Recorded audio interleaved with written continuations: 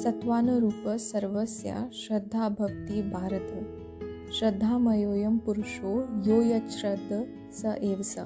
भगवद गीता का अध्याय 17 का श्लोक 3 which says, Man is made by his belief, as he believes, so he is। और अब उन लोगों के लिए जिन्हें मेरे जैसे सिंपल लैंग्वेज में समझ आता है, तो कृष्ण कहते हैं अर्जुन से कि अर्जुन, एक इंसान, एक मनुष्य अपने फेथ या अपने बिलीफ से बना होता है। जैसे उसका नेचर, उसका बिलीफ होता है, सेम वैसा ही वो इंसान एक्ट आउट करता है रियल लाइफ में, वैसा ही वो करेगा, वैसा ही वो बोलेगा। हेलो एंड वेलकम, मेरा नाम है उपासना और शो का नाम है टॉक ऑफ द फोक्स। तो यार, I was recently reading Gita and जैसे ही मैंने ये श्लोक पढ़ा एंड समझा तो मेरे साथ एक के बाद एक कोइंसिडेंट्स हुए और मैंने सोचा कि क्यों ना इस बारे में आपसे बात की जाए। मतलब होता है ना यार, कभी कभी ऐसा कि लगता है शायद कुछ एक के बाद एक साइन मिल रहे हैं यूनिवर्स से या पता नहीं क्या। So that happened with me. So from here came the idea of this episode, जिसका टाइटल मैंने रखा human, neither God nor demon. इंसान ना ही भगवान है ना ही दाना। तो फिर ऐसा क्यों है कि हम किसी इंसान को कभी भगवान का दर्जा दे देते हैं तो कभी किसी को दानव बोल देते हैं? ट्रस्ट मी, जितना इजी क्वेश्चन लग रहा है ना और जितना इजी इसका आंसर लग रहा है उतना है नहीं। तो आज अपन अपने ही बारे में बात करेंगे और बात करेंगे एक ऐसे टॉपिक पे जो डेफिनेटली बहुत सारे लड़कों को जानना होगा, and that is why do girls prefer bad boys. तो यार, I was digging deep into human and good and bad and this word came कि हु इज द विलन? या definitely the bad guy of the story. लेकिन villain को villain बनाता क्या है? And ऐसा क्यों होता है कि कभी कभी हम खुद विलन से सिंपैथाइज करने लग जाते हैं? जैसे ही दिमाग में ये थॉट आता है और हम विलन के लिए क्यूरियस होने लगते हैं, we definitely think of Joker, the most impactful villain of our time. But क्यों जोकर ही क्यों? Why not anyone else? क्योंकि शायद इसलिए कि वो बहुत कन्विंसिंग है। But how? If we are good and he is bad, how is he even possible to convince us? तो अगर अपन बात करें जोकर की, तो जोकर को एक साइकोपैथ की तरह दिखाया गया है मूवी में।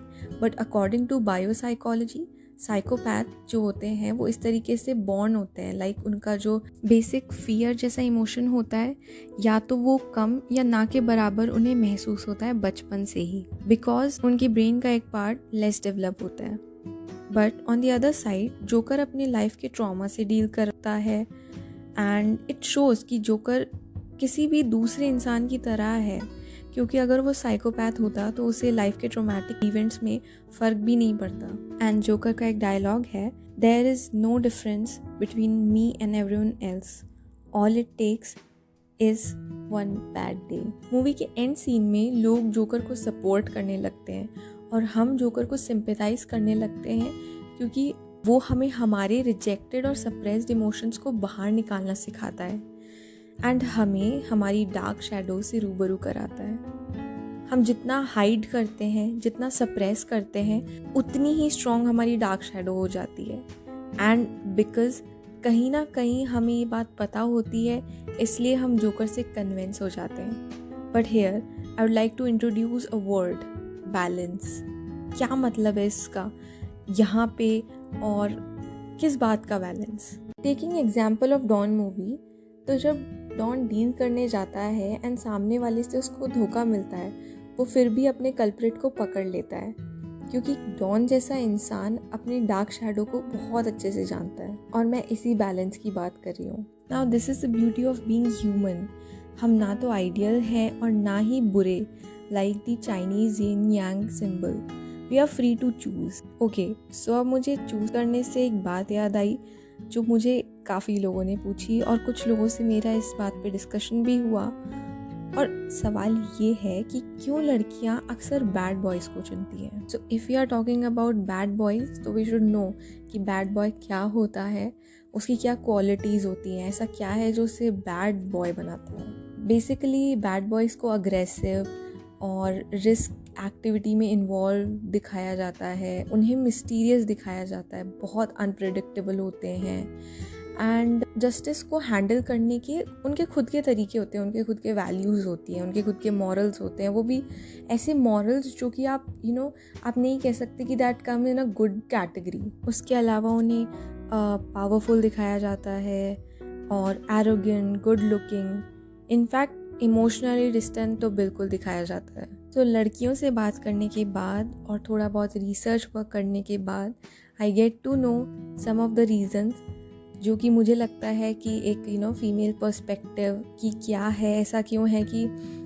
लड़कियां बैड बॉयज़ को प्रेफर करती हैं। तो पहला रीज़न मुझे ये लगता है कि एक बैड मिस्टीरियस बॉय एक पहेली जैसा होता है किसी लड़की के लिए, जिसे सॉल्व करने का जिम्मा लड़की को लगता है कि उसका खुद का है। Unfortunately, like if we take example of the Beauty and the Beast, तो हमारी Disney princess love this arrogant prince जो कि अब बीस्ट बन चुका है बिकॉज ऑफ सम कर्स, किसी श्राप की वजह से।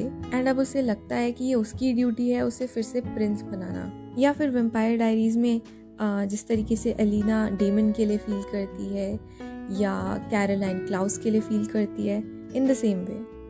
दूसरी वजह ये है कि एक बैड बॉय किसी भी लड़की के डीप डार्क फैंटेसीज को बाहर लाता है, जो कि डेफिनेटली उस लड़की के मॉरल से हट के होती है।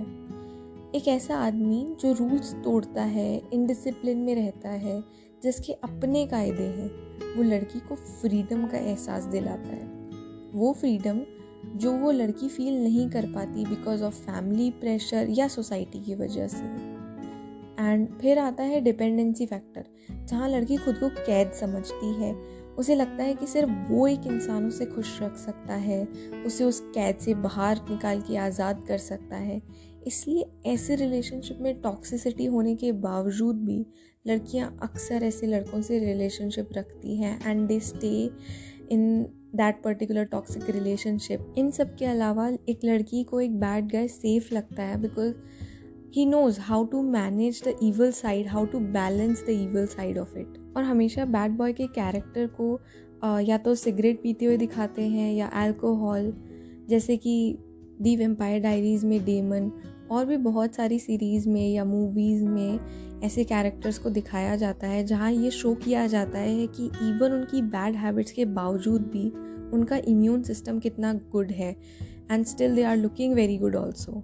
और इस वजह से ये चीज़ उन्हें एक अल्फा मेल प्रूव करती है। And according to the evolutionary psychology, एक फीमेल का mind train for an alpha male. Alpha male basically एक ऐसा मेल है जिसके जो जीन्स हैं वो सुपीरियर क्वालिटी के होते हैं। फिर इस बैड बॉय को एक ट्रैजिक या एक सैड सी बैक स्टोरी दिखा के, बहुत ही ज़्यादा पावरलेस दिखा के, किसी भी तरीके से उसके कैरेक्टर को जस्टिफाई कर दिया जाता है। And then come the sympathy and the empathy part of our personalities. और अगर मैं इसमें इंडियन पर्सपेक्टिव की बात करूँ तो उस बैड बॉय को रिच होना इज़ मस्ट। तो कौन है हम इंसान? हम सब दो टाइप के हैं। पहले वो जिसमें इंसान खुद वही बन जाता है जो उसके साथ हुआ होता है। दूसरा वो जो बैठ के सोच के ये चुनता है कि उसे क्या बनना है, कि उसके साथ जो हुआ वो या फिर कुछ ऐसा जो शायद दुनिया को जिसकी ज़रूरत है। जैसा कि अगर अपन बात करें साल्वेटोर ब्रदर्स की, जो कि टीवीडी में स्टेफन और डेमन दोनों एक ऐसे घर में पैदा होते हैं जहाँ पे उनके पापा बहुत ज़्यादा क्रूअल होते हैं, बहुत ज़्यादा रूड होते हैं। फिर बड़े होने के बाद वो दोनों एक ही लड़की से प्यार करते हैं जो कि उन दोनों को 2 टाइमिंग कर रही होती है। It's a vampire story. और फिर उसके बाद में बहुत सालों बाद में, लाइक 100 years समथिंग, उसके बाद में स्टेफन जो होता है वो चूज़ करता है, वो एक अच्छा इंसान बनने के लिए चूज़ करता है। He is the good brother. बल्कि डेमन इम्पल्सिव और हमेशा रैशनल होता है। And he became the consequence of what happened to him. और मुझे पर्सनली ऐसा लगता है कि बदला लेना is not a hero quality, it is a villain tendency. Like Lucifer, also known as Satan, जो कि फर्स्ट फॉलन आर्कएंजल था, उसने इतने सारे गलत काम किए, स्टिल गॉड ने उसको बहुत सारे चांसेस दिए, बट उसने हमेशा रॉन्ग पाथ ही चूज़ किया। So at the end of this conversation I think choose करने के लिए हमारे पास ऑप्शन है, बिकॉज हम इंसान हैं एंड दैट इज़ बहुत ही एक यूनिक अपने आप में बात है।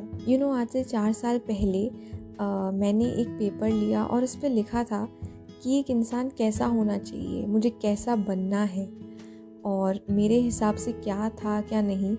तो मैंने वो सब लिखा उस पेपर पे और उसके ऊपर फिर काम करना शुरू किया। And now when I look back, तो आज मैं वही हूँ जैसा मैंने उस पन्ने पे खुद को लिखा था। And I am really very happy और I still do this exercise.